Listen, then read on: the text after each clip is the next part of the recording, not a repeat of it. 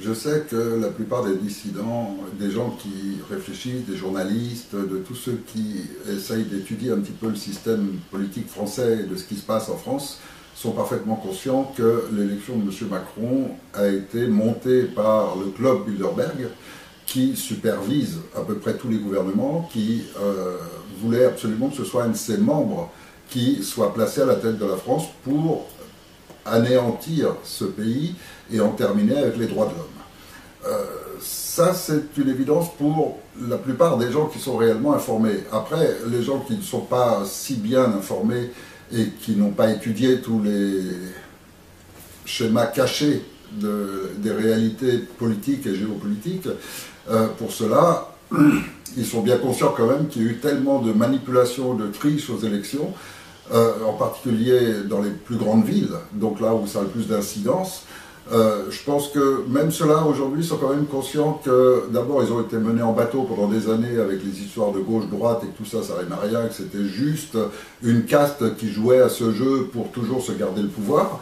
Et puis, ils ont aussi compris, à l'évidence, que les institutions françaises sont complètement vérolées. Parce que dans une situation comme toutes ces anomalies qui ont été signalées par milliers sur le premier tour des élections, déjà, immédiatement, un véritable conseil constitutionnel aurait annulé ces élections. Sans compter qu'en plus, elles n'étaient pas légitimes dès le départ. Donc, de toute façon, tout le système est complètement vérolé. Et même les gens donc, qui sont vraiment très peu informés, qui ouvrent leur télé seulement, bon, ils se rendent bien compte qu'il y a une confusion générale, qu'il y a des mensonges de partout et que rien n'est clair. Il n'empêche que maintenant, il y a ce gouvernement en place, que ce gouvernement représente directement ce qu'on appelle le club Bilderberg, qui lui-même est l'émanation du nouvel ordre mondial. Le même schéma qui est en train de se gérer sur l'Europe est en train de se préparer sur l'Amérique du Sud avec également la préparation de guerres civiles, etc. Donc c'est un schéma global. Et pour ceux qui n'ont pas du tout, qui ne s'intéressent pas du tout au concept psychosociologique, l'importance de faire disparaître la France, c'est faire disparaître les droits de l'homme, c'est faire disparaître la référence mondiale que représentait la France avec les droits de l'homme. Alors, ce nouveau gouvernement a pris des mesures immédiates, puisque quelques jours après l'élection seulement commençait l'épuration de la dissidence et une multitude des pages web, des sites sur les réseaux sociaux qui mettaient en évidence les tricheries, les manipulations des élections, ont été supprimés. Et donc les comptes sur les réseaux sociaux, même du CNT, du Conseil national de transition, ont été supprimés, désactivés, il n'y a plus rien. Moi, je n'ai plus aucun droit d'accès. C'est vraiment, on est vraiment dans un système complètement totalitaire. Là. Les réseaux sociaux, normalement, c'est public, n'importe qui peut y accéder. Et moi, je suis en interdit complet, le CNT aussi, les pages qui avaient des milliers de gens qui suivaient les informations ont été supprimées, ils ne peuvent plus avoir ces informations. Donc en fait, c'est un petit peu comme si on désignait une personne qui n'a pas le droit de lire le journal. Le journal paraît des informations, tout le monde peut les lire, mais cette personne-là, non, on lui a interdit. Et voilà, c'est un dictat.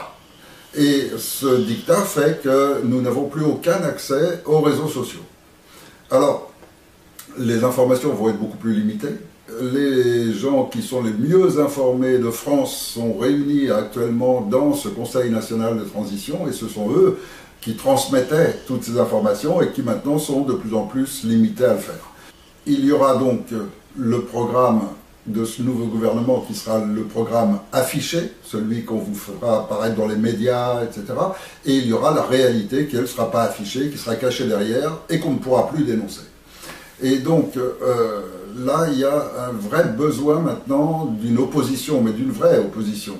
Contrairement à la fausse opposition qu'on nous a fait croire pendant des années entre gauche-droite, alors qu'en fait, c'est la même caste qui dirige toujours par le même moyen. Et ce moyen, il est clairement établi maintenant, c'est la République. La République, c'est un outil de la franc-maçonnerie qui lui permet de contrôler comme une pieuvre tout le pays.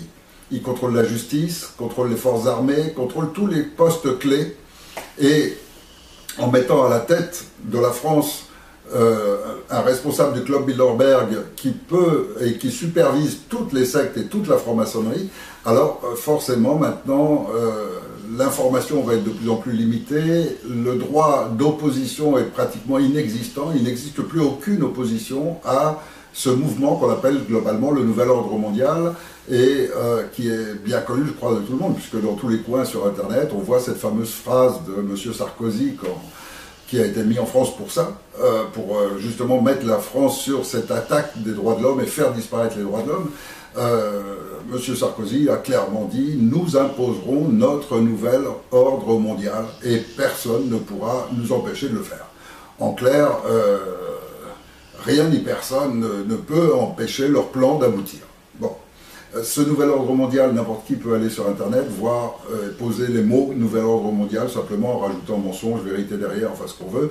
On peut écrire Club Bilderberg et on a toutes les informations. Donc je ne vais pas les répéter ici, je vais juste réduire en peu de temps le plan global du nouvel ordre mondial, donc des gens qui dirigent les banques et les multinationales, qui sont réunis en groupe pour essayer d'établir une dictature absolue sur la planète. Et pour établir une dictature, il faut se servir des deux grands pouvoirs, la politique et la religion. En matière de politique, ça fait longtemps déjà qu'ils supervisent tous les gouvernements européens. Ils placent systématiquement au poste essentiel leurs propres membres, donc toujours au poste de Premier ministre, à l'intérieur, à leurs complices, ceux qui sont complètement impliqués dans la haute franc-maçonnerie.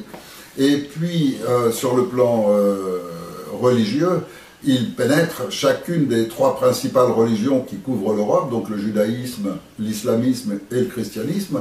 Ils pénètrent chacune de ces trois religions par des noyaux intérieurs qui vont travailler pour les renverser, c'est-à-dire pour faire admettre des valeurs contraires à la religion elle-même. Et on le voit dans le judaïsme, on le voit aussi bien dans l'islamisme, on le voit... alors que ces trois religions ont les mêmes bases, c'est-à-dire des bases humanistes avant tout.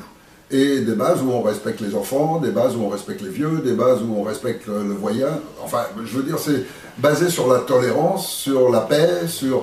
Et là, en fait, tout le schéma actuel de mouvance est une mouvance vers l'opposé, c'est-à-dire vers la guerre, vers la haine des autres, vers la non-tolérance, etc. Et pour cela, ils peuvent se servir facilement du terrorisme, des attentats, et puis de faire monter les populations les unes contre les autres. Ils peuvent amener une immigration très forte dans un pays de façon à générer une double population pour qu'un jour elle puisse s'affronter, soit au nom de la religion, soit au nom de l'éthique.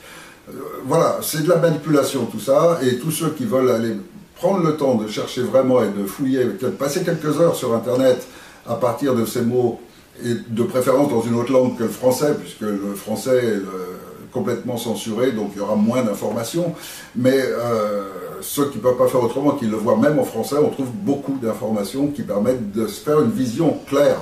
Après, on peut compléter par des livres, et c'est encore mieux dans ce cas-là. Donc, la situation est celle-ci. Ce nouvel ordre mondial va déclencher des événements graves à travers l'économie, en utilisant l'euro, à travers la guerre civile, en utilisant donc les populations qui ont été ramenées dans les pays, et à travers éventuellement une guerre mondiale. C'est prévu dans leur programme, c'est prévu pour la fin de cette année et surtout la mise en route en 2018.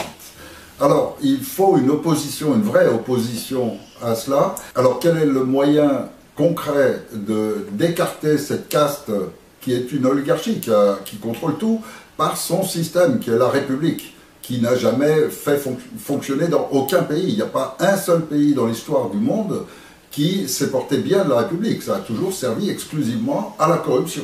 C'est un système créé depuis son origine, créé pour permettre la corruption et pour permettre qu'une caste oligarchique garde le pouvoir quoi qu'il arrive. Et c'est pour ça qu'on jouait à l'époque sur le gauche-droite. Aujourd'hui, la tendance est en train de se changer, donc il y a des politiciens qui ont été chargés de racoler la dissidence. Ça sert à ce que ces politiciens passent beaucoup de temps sur Internet, qui est le nouveau réseau d'information, et racolent pour récupérer une dissidence à qui ils font croire qu'ils les représentent, mais toujours en les remettant dans la République. Donc ils sont en train de créer une nouvelle opposition à l'intérieur même de la République, en faisant croire maintenant qu'il y a ceux qui sont pour le nouvel ordre mondial et ceux qui sont contre, et ils essayent donc par là de récupérer cette dissidence. et donc de toujours les enfermer dans leur système de république, sachant qu'entre eux, les privilèges sont maintenus. Tout ce qui compte pour eux, c'est avant tout leurs propres privilèges. Et ceux qui ont bien racolé pour les élections présidentielles vont poursuivre aux législatives avec ce cheptel qui est le leur et qui leur permet que s'ils en ont assez, ils vont prendre des places, mais ils vont surtout faire attention de ne créer aucune alliance pour s'opposer réellement au pouvoir. Ce gouvernement qui est complètement illégitime. Et aucun d'entre eux non plus n'a dénoncé publiquement ni déposé plainte au Conseil constitutionnel pour toutes les anomalies durant ces élections. Donc ils sont tous exactement de la même caste et tous vont arriver aux législatives divisés, chacun disant votez pour moi, moi je vous représente, pour obtenir la division qui va permettre que le gouvernement actuel garde tous ses pouvoirs. C'est grâce à la division des autres, et c'est leur rôle, c'est leur métier. Donc il y a ceux qui vont aller chercher à gauche, ceux qui vont aller chercher à droite, ceux qui vont aller chercher sur Internet.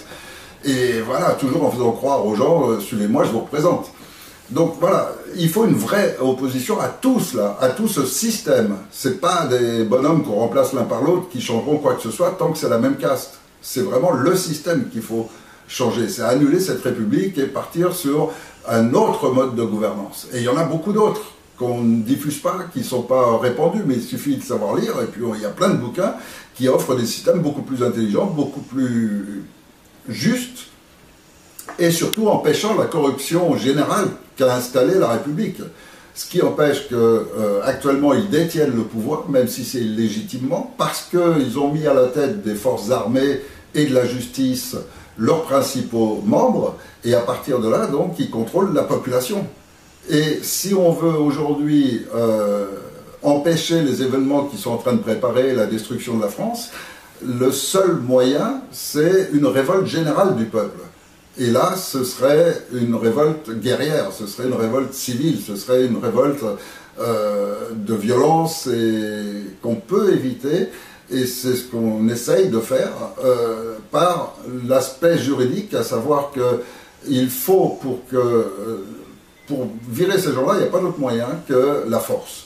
Et il faut que les forces armées, donc, interviennent directement. Pour que les forces armées interviennent directement et que ce ne soit pas un putsch, il faut qu'elles le fassent dans un cadre légitime. Et pour cela, il y a un seul cadre légitime. C'est celui d'un Conseil national de transition. Alors, j'explique en deux mots. Ce Conseil national de transition, au départ, il y a un concept qui représente un peuple face à une dictature. Ce concept, c'est De Gaulle qui l'a créé avec ce qu'on appelle le Conseil national de résistance. Disant, le gouvernement en place est une dictature qui n'a pas lieu d'être, qui ne doit pas être là, qui n'est donc pas légitime. La seule vraie représentation du peuple, au nom de la Déclaration des droits de l'homme et du citoyen qui fonde la France, c'est le Conseil national de résistance. C'est le rôle donc de tous les Français de rejoindre ce Conseil national de résistance. Ça, c'était le concept de Gaulle. Mais ce concept est resté purement national. Il n'a jamais été admis en droit international. A l'inverse, lorsque Sarkozy a voulu justifier d'attaquer la Libye, les Américains l'avaient chargé d'attaquer la Libye et de récupérer le pétrole, et puis l'or, et puis de casser le système financier qui était en train de monter Kadhafi. Donc, pour justifier d'attaquer la Libye, qu'est-ce qu'il a fait? Il a demandé aux juristes de l'Élysée d'inventer un nouveau concept qui permettrait de le justifier légalement. Et les juristes ont imaginé de reprendre l'idée de Gaulle, donc de créer un conseil national, mais qu'ils appellent de transition. Et ce Conseil national de transition est censé, dans l'affaire de la Libye, représenter quelques types qui étaient d'accord pour virer Kadhafi et prendre sa place. Ils l'ont dénommé Conseil national de transition, et grâce à ça, donc, ça a justifié qu'ils puissent leur fournir des armes, créer des équipes, leur envoyer des soldats pour les appuyer, des mercenaires, etc., et déclencher la guerre contre la Libye. Or, en faisant cela, l'OTAN, par les Américains, donc qui dirigent l'OTAN, l'ONU et l'Europe, les Américains donc étaient intéressés, c'est eux qui avaient chargé Sarkozy d'attaquer la Libye, étaient intéressés de récupérer le pétrole et puis surtout de casser le dinar or que voulait lancer Kadhafi. Or, ce qu'ont fait les Américains, donc ils ont fait reconnaître en droit international le Conseil national de transition. C'est devenu un organe de droit international. C'est-à-dire que n'importe quel pays dans le monde. S'il y a une dictature qui s'en place, qui n'est pas démocratique, ce qu'on appelle une dictature, à partir de ce moment-là, le peuple est en droit de créer un conseil national de transition pour résister à cette dictature. Du fait que les Américains l'ont fait approuver, il y a plus de 200 pays qui l'ont admis. Et donc c'est rentré dans le droit international. Alors, au moment de créer, nous, un Conseil national de transition pour la France, il fallait d'abord démontrer que la France est devenue une dictature et que les dirigeants ont violé la Constitution française, ont violé la Déclaration des droits de l'homme. C'est ce qu'on a fait en 2014. Et en démontrant tout cela avec des avocats, des magistrats, bien sûr, qui ont travaillé avec nous, en démontrant donc qu'ils ont violé la loi française, ils sont illégitimes. Dès cet instant, on a pu créer un Conseil national de transition qui a été proclamé le 18 juin 2015. Et donc ce Conseil national de transition représente toute la dissidence, tous les Français qui veulent que les droits de l'homme continuent d'exister en France et d'être respectés. Et donc, comme les politiciens et tout le gouvernement actuel violent régulièrement ces droits de l'homme et la Constitution française, leur illégitimité est flagrante. D'autant plus depuis le mois de décembre dernier que le gouvernement a annulé la séparation des pouvoirs, c'est-à-dire l'indépendance de l'institution judiciaire.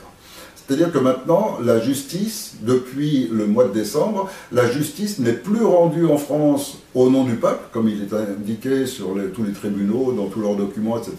La justice est maintenant rendue au nom des politiciens ou au nom de la franc-maçonnerie, exclusivement. Et non plus au nom du peuple français, puisque le Conseil national de transition est la seule autorité représentant les Français. Et donc la justice aujourd'hui est complètement sous la coupe des politiciens, elle n'a plus aucune indépendance. Alors, ça crée une situation de dictature totale, et c'est le régime dans lequel la France est en ce moment sur le plan juridique, même si les effets directs ne se voient pas tels qu'on l'imagine, une dictature. On imagine des gens qui arrêtent à tout bout de champ, qui tuent à tout bout de champ, des flics qui peuvent abattre n'importe qui quand ils veulent. C'est pas ça une dictature. Une dictature vicieuse, pernicieuse comme celle qu'on peut établir à travers la République, c'est des faux documents pour accuser quelqu'un, c'est intervenir sur les réseaux sociaux pour bloquer des sites, pour fermer des sites, pour empêcher des gens de communiquer, etc. C'est ça, la dictature vicieuse, pernicieuse, qui est en place et qui fonctionne. De même que lorsque la séparation des pouvoirs a été annulée, c'est pas sorti en première page de tous les journaux. Et pourtant, c'est sorti dans pas mal de magazines, etc. Mais ce sont des journalistes qui ont cherché, qui ont découvert ce qu'ils avaient fait. Ils l'ont passé discrètement sur le journal officiel. C'est officiel, c'est bien le cas. Seulement, l'état de dictature n'est pas déclaré officiellement par ceux qui l'ont mis en place. Ils font tout ça par-dessous. Et donc, il y a de nombreux mouvements dissidents qui sont menés par des gens qui ont pris conscience de tout cela, ou d'une partie, car des gens se rendent compte de ce qui se passe, qui est anormal sur le plan des vaccins, sur le plan de la santé, sur le plan des médicaments. D'autres prennent conscience de ce qui est anormal sur le plan du droit du travail. D'autres encore, c'est sur la politique, sur l'éducation nationale. On se rend compte que tout l'ordre mondial est en train de se mettre en place. Et chacun résiste dans son domaine. Seulement, ce qui manquait et ce qu'il fallait, c'était un organisme qui soit complètement neutre, et qui n'offre pas de remplacer les politiciens par un autre gouvernement, qui offre une transition pour permettre que l'ensemble du peuple de France décide du genre de gouvernement qu'il veut. Et si le peuple de France a les informations, et des vraies informations, et s'il est informé de tous les autres systèmes qui existent en dehors de la République, soit il peut choisir parmi tout cela, soit il peut en fondre plusieurs pour trouver un autre système, soit ils peuvent inventer autre chose de complètement nouveau, parce que là, on est en train de parler du futur, c'est-à-dire de ce nouveau monde que tout le monde ressent qu'il peut arriver, un monde beaucoup plus où les guerres sont remplacées par la paix, où la haine est remplacée par l'amour, où la vie peut être beaucoup plus paisible, sans ce stress permanent, sans cette pauvreté économique, parce que les politiciens ratissent tout l'argent du pays, etc. On peut retrouver toute la joie de vivre, on peut retrouver une santé humaine réellement, et remettre l'homme comme dirigeant du monde, comme l'essentiel du bien commun de tous, à la place de la finance. Donc il n'y a rien qui empêche de le faire. Et on est au bord et il y a plein de gens qui rêvent de ça, de passer rapidement à ce nouveau monde.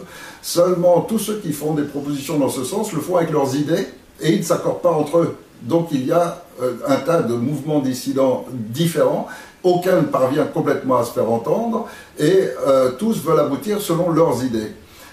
C'est pourquoi une transition est absolument nécessaire, c'est-à-dire une période pendant laquelle tous peuvent s'unir pour aller au plus urgent, au plus grave. Premièrement, sauver la France. Deuxièmement, virer ces politiciens, virer toute cette caste de la franc-maçonnerie qui contrôle tout le pays. Et pour ça, ça demande l'intervention des forces armées. Or, les forces armées ne pourront bouger que si elles le font dans le cadre du droit légitime. C'est pourquoi seul le CNT peut encore sauver la France. Alors, conscient de cela, tous les principaux membres du CNT, il y a plusieurs milliers de personnes, on a fait une réunion il y a quelque temps et on a décidé qu'il fallait absolument répondre à ce critère et permettre que tout le monde soit bien informé de ce Conseil national de transition qui est la dernière chance pour la France et qui est la seule vraie opposition. Et donc il faut pouvoir, dans ce CNT, pouvoir permettre à tout le monde d'y participer, à tout le monde d'y intégrer ses idées, à tous les mouvements dissidents de participer à ce CNT et d'en être les vrais acteurs. Parce que ce CNT, c'est un organe de droit international, c'est pas un mode de gouvernement, c'est pas une tendance ni religieuse, ni politique, il n'y a rien, c'est un organe juridique. Et donc à partir de ce moment-là, n'importe qui peut l'animer. Et s'ils le font, si toute la dissidence s'unit pour animer ce Conseil national de transition, alors il devient la seule véritable opposition.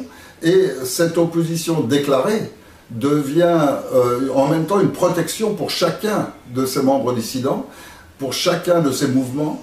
Ça devient une protection juridique quelque part, mais aussi ça devient un outil qui commence à prendre une véritable importance, parce que si toute la dissidence, toute la résistance à ce nouvel ordre mondial, aux triches, aux mensonges, à la corruption, si tous ceux qui résistent à cela se retrouvent tous regroupés, alors les forces de l'ordre, parce qu'il reste quand même des gens intègres parmi les officiers, les forces de l'ordre probablement rejoindront ce Conseil national de transition et la force passera du côté du peuple. Aujourd'hui, les politiciens, c'est une petite mafia franc-maçonne qui se gave sur le pays, qui l'exploite, qui ment, qui triche, et tout le monde en est conscient maintenant, tous les politiciens c'est la même chose.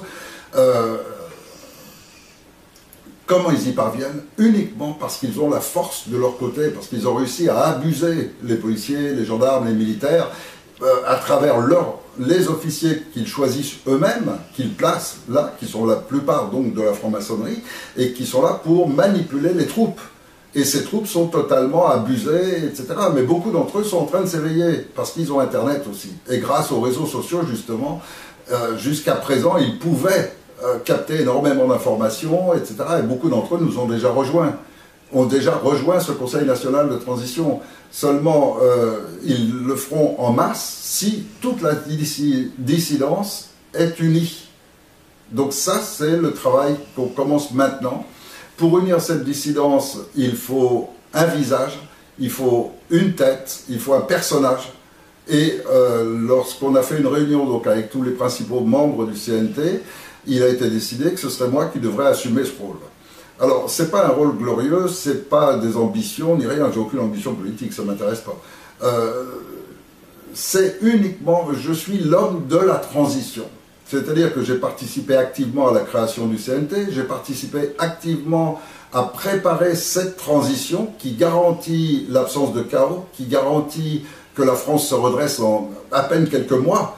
Il n'y aura plus de chômage, il n'y aura plus de tout ça. On sait comment faire. On a tous les outils, on a des économistes qui ont travaillé avec nous, etc. Donc, on sait comment sauver la France en très peu de temps. Il nous faut juste l'outil pour le faire, et l'outil pour le faire, ce sont les forces armées. Or, l'ensemble des forces armées, comme l'ensemble de la dissidence, comme tous les Français, ont un organe qui les protège et qui protège les droits de l'homme que les politiciens n'ont pas encore réussi à annuler. Et ce Conseil national de transition est représenté donc par une personne, un visage, qui va être le rôle que je dois assumer.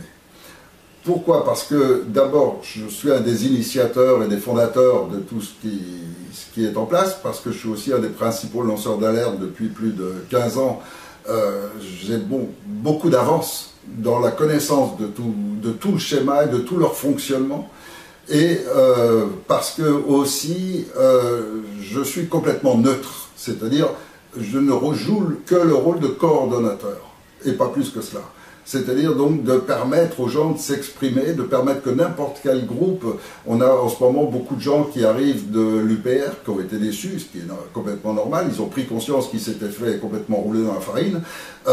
Beaucoup de gens de l'UPR en ce moment qui nous rejoignent, mais on a aussi beaucoup de gens des Gentivirus, beaucoup de gens des Colibris, qui veulent devenir actifs, qui veulent concrètement s'unir à développer cette dissidence, et parfois ce sont les mêmes gens qui sont dans plusieurs associations ou dans plusieurs mouvements. Et donc lorsque tout ce monde est uni, alors à ce moment-là effectivement les forces armées pourront constater un peuple globalement qui en a marre de ces politiciens et qui veut vraiment changer le système. Et pour vraiment changer le système, il faut l'intervention armée. Il n'y a pas d'autre choix. Et même s'il y a le risque que ces politiciens appellent leurs supérieurs, c'est-à-dire donc le club Bilderberg qui va envoyer des troupes américaines pour les aider, l'ensemble des forces armées françaises devrait être suffisant pour au moins permettre d'écarter tous ces politiciens et de mettre en place cette transition.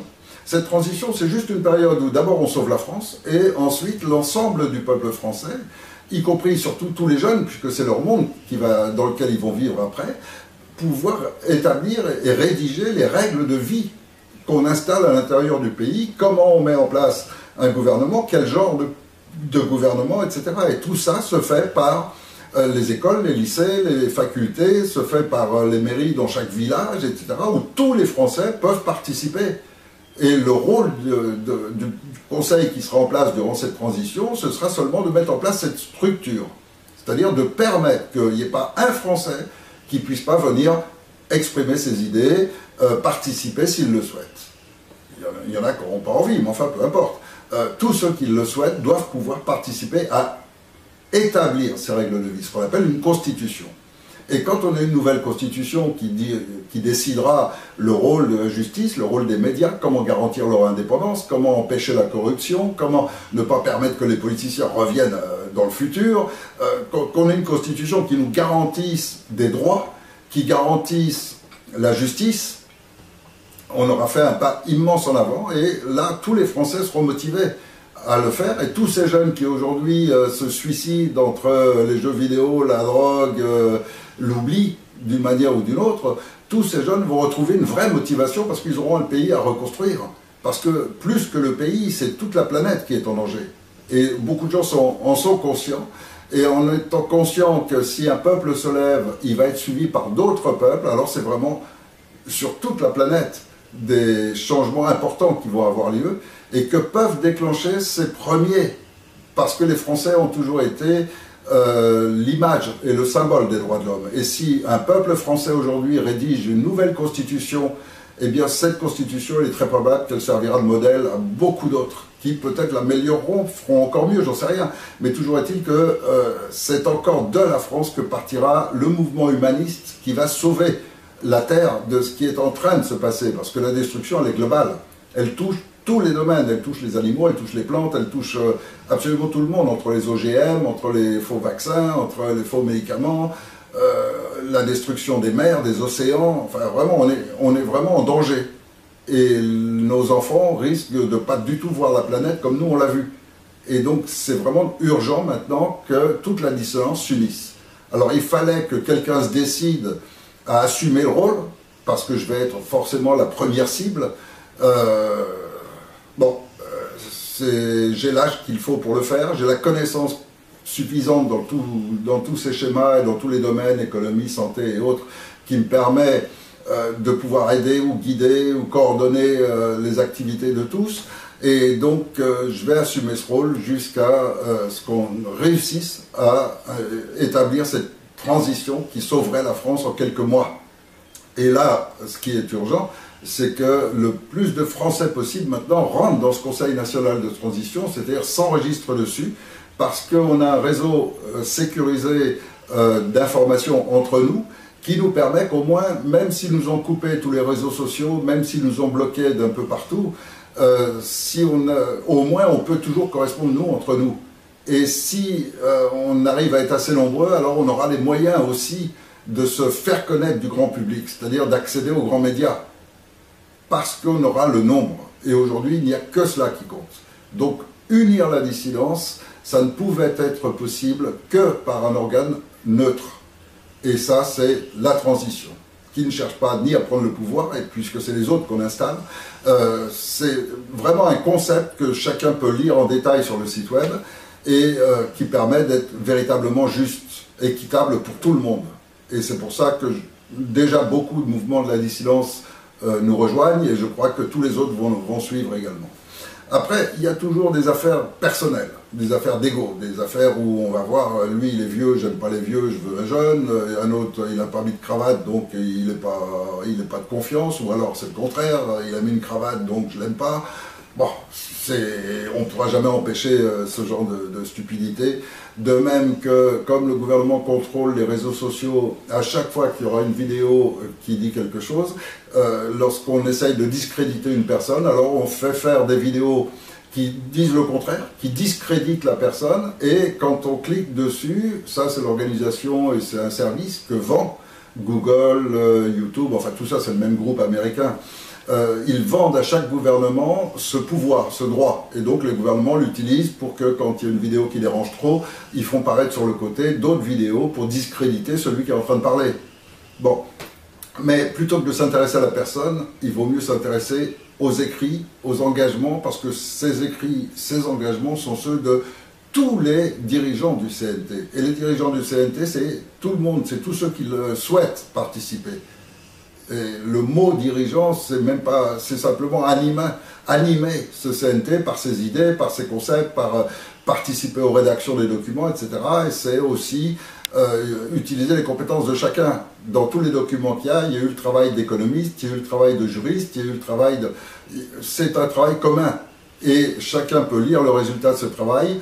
C'est un montage qui garantit l'absence de corruption et le redressement très rapide de la France, mais complet, un redressement vraiment où la France est transformée en quelques mois à peine.